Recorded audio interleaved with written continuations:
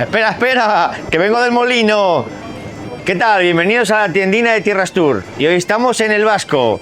Hoy vamos a hablar de maíz y de tortos. Aquí lo tenéis.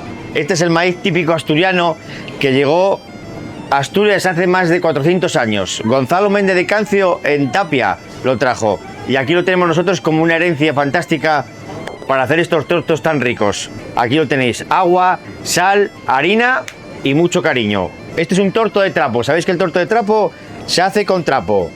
Un poco de fuerza y obtenemos el torto. Una vez que lo freímos, lo podéis poner lo que queráis. Aquí en Tierras Tour los hacemos acompañados de lacón, de picadillo, de cecina. Fantástico, podéis venir a degustarlo cuando queráis. Y si no, también tenéis un kit de supervivencia, la kit de supervivencia del torto, que lo podéis comprar aquí también.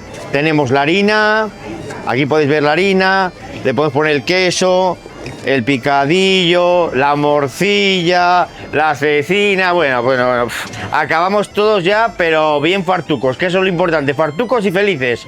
Y ya sabéis, siempre en la tiendina de Tierras Tour.